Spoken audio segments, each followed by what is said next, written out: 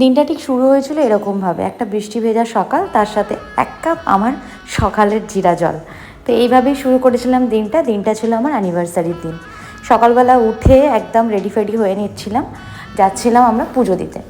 তো আমি একটু হালকা ফুলকা রেডি হয়ে নিয়ে দেন ড্রেসের অ্যাকর্ডিং ওড়না খুঁজছিলাম, কোন ওড়নাটা ড্রেসের অ্যাকর্ডিং একদম ম্যাচ করবে।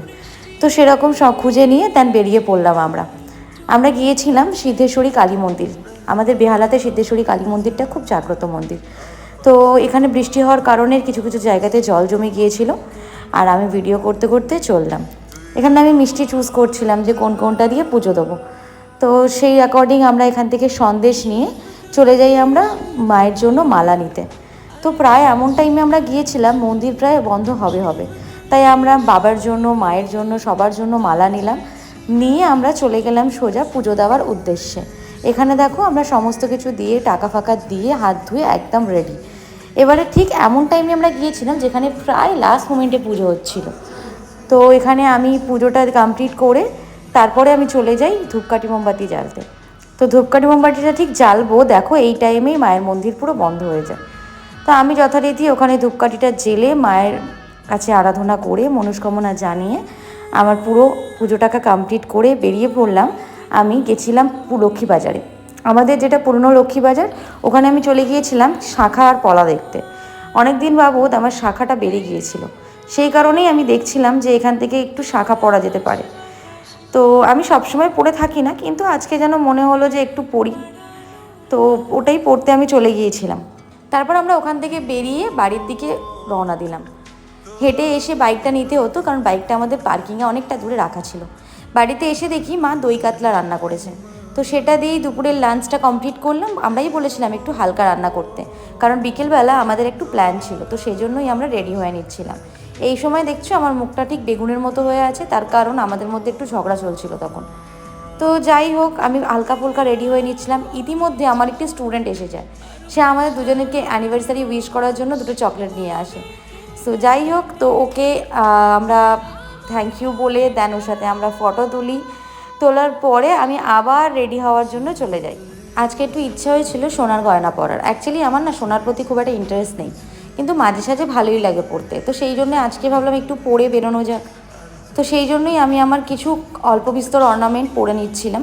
তারপরে এখানে আমার পতিদেব একটু রেগেছিল, তো ওরই রাগটা ভাঙাচ্ছিলাম। তো ওখানে তোমাদের ছোট্ট একটা ভিডিও ক্লিপ শেয়ার করলাম। তারপরে ফুল আমি দেখো রেডি হয়ে নিয়েছি, রেডি হয়ে নিয়ে আমরা বেরিয়ে পড়েছিলাম। আমরা যাচ্ছিলাম আজকে একটা রেস্টুরেন্টে, যেটা যাদবপুর বাঘাযতীনের কাছে আছে। তোমরা সকলেই কম বেশি আশা করি সেই রেস্টুরেন্টটার নাম জানো। সেটি হচ্ছে ভূতের রাজা দিলোবর। এই যে আমরা চলে এসেছি আমাদের গন্তব্যে। তো এখানে এসেছিল আমাদের সাথে সোমাশ্রীদি আর অমিত দা। আগের ভিডিওতে যেহেতু তোমাদের জানিয়েছি যে আমরা 4 জনে অনেক সময় একসাথেই এক জায়গায় যাই, আজকে আমরা ওদেরকে ইনভাইট করেছিলাম যে আজকে সন্ধ্যেবেলাটা যাতে আমরা একসাথে কাটাই। আমি রেস্টুরেন্টে প্রথমবার এলাম, তো দেখলাম ওদের 2 রকমের সেটিং ব্যবস্থা রয়েছে। নিচে যেটা রয়েছে সেটা হচ্ছে ভূতের রাজা দিলোবর বলে ওদের একটা কনসেপ্ট, যেটা একটু ডার্ক থিমে করা ছিল। আমি পুরোটা তোমাদের পরে একদিন গিয়ে শেয়ার করব, আবার আসার ইচ্ছা আছে এখানে আমার। তো যাই হোক, আমরা গিয়েছিলাম উপরে শুন্ডি রাজার দরবারে, যেটা একদম হোয়াইট থিম বেসে ছিল, যেটা আমার ভীষণ ভালো লেগেছে। সাদা দেখলেই যেন মনটা একদম স্নিগ্ধ হয়ে যায়। তো যাই হোক, আমরা বসে পড়েছিলাম। এখানে হচ্ছে আমাদের নতুন ব্লগার, ও নতুন নতুন ব্লগ করছে, তো সেই জন্য ভিডিও নিচ্ছিল। তারপর আমিও একটু আধটু ভিডিও নিয়ে দেন আমরা একটা থালি অর্ডার করি। আমরা অর্ডার করেছিলাম হীরক রাজার থালি, যে থালিটা 1399 মতো প্রাইস নিয়েছিল, এবং যেখানে সমস্ত কিছু ছিল এবং শেয়ারেবল থালি ছিল। তোমরা যদি ভূতের রাজা দিলোবরে কোনো দিন চাও, তোমরা কিন্তু এই থালিটা দুজনে আরামসে শেয়ার করতে পারবে। দেখো এত কিছু একটা থালিতে দিয়ে দিয়েছে। এখানে অনেক রকমের পদ ছিল, যেমন ভেটকি মাছ, যেমন পাতুরি, ইলিশ মাছ ভাপা, চিংড়ি মাছ, মাটন, অনেক কিছু ছিল।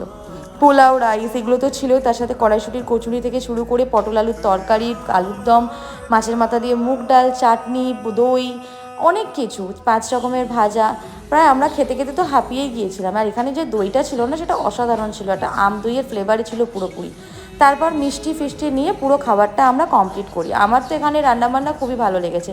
এখানে না একটা মজার জিনিস আছে, যে আমাদের দিনকেই এখানে আরও একজনের অ্যানিভার্সারি ছিল। দেখো এই আঙ্কেল আন্টিও এখানে অ্যানিভার্সারি সেলিব্রেশন করতে এসেছিলো। তো ওনাদের 25th অ্যানিভার্সারি ছিল আই থিঙ্ক। আর এখানে ওরা আমাদের জন্য একটা ছোট্ট অ্যারেঞ্জমেন্ট করেছিল, অমিতদা আমাদের জন্য একটা ছোট্ট কেক নিয়ে এসেছিলো এবং ওরা এখানে একটা মালা বদল, একটা মানে আশীর্বাদী পর্ব এই সমস্ত রেখেছিল। আমার তো খুবই ভালো লেগেছে, পুরো দিনটার পরে যেন একটা খুব ভালো মোমেন্ট কাটালাম মনে হলো।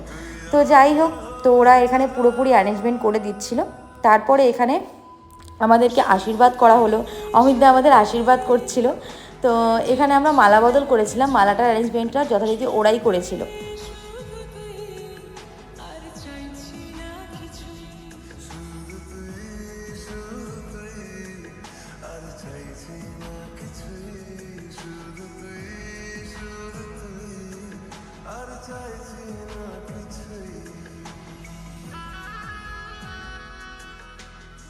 মালা বদল করতে গিয়ে এখানে আমার এত হাসি পাচ্ছিল, মনে হচ্ছিল যেন আবার সেকেন্ডবার বিয়ে হয়েছে। আচ্ছা, এখানে হাসার একটাই কারণ এখানে অমিতা উদ্ভর আশীর্বাদ দিচ্ছিল, তো সেই কারণে আমার এত হাসি পাচ্ছিল।